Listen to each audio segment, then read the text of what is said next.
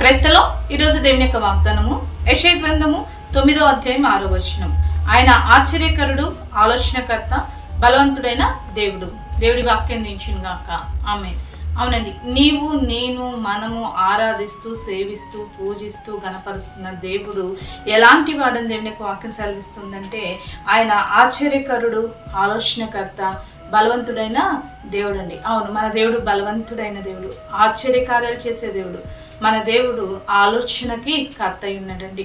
ఆశ్చర్యములు మన జీవితంలో మరి ఏ విషయంలో అయితే మనం మేలు పొందుకోలేకపోతున్నాం అనుకుంటున్నావో ఆ విషయంలో ఆశ్చర్యకార్యములు చేయుటకు మన దేవుడు సమర్థుడండి. అంతే మాత్రమే కాదు, ఏ పరిస్థితిలో ఎలాంటి ఆలోచన తీసుకోవాలి, ఏ రీతిగా వెళ్ళాలన్నప్పుడు చక్కటి ఆలోచనలు ఇచ్చి చక్కని ఆలోచన ద్వారా నేను నడిపించే దేవుడే మన ఆలోచన కర్త అయి ఉన్నాడండి. అంత మాత్రమే కాదు, ఏ విషయంలో నేను బలహీనలు పడకుండా బలవంతుడైన దేవుడుగా మన దేవుడు మనకు తోడుగా ఉన్నాడు. కాబట్టి ఏ పరిస్థితిని బట్టి కృంగిపోక ఆశ్చర్యకరుడు, ఆలోచనకర్త, బలవంతుడైన దేవుని మనం కలిగి ఉన్నామని గ్రహించి దేవుని బట్టి సంతోషించి ప్రతి పరిస్థితి నుంచి విడుదల, జయము పొందుకో. అటు రీతిగా దేవుడు ప్రతి పరిస్థితి నుంచి విడుదల నుంచి జయం అనుగ్రహించును గాక. ఆమేన్. ప్రార్థన చేసుకుందామండి. సకల ఆశీర్వాదాలకు కారణభూతుడమైన మా ప్రియపరులకు తండ్రి యొక్క ప్రార్థనలు ఇస్తున్న ప్రతి బిడ్డని జ్ఞాపకం చేసుకోండి.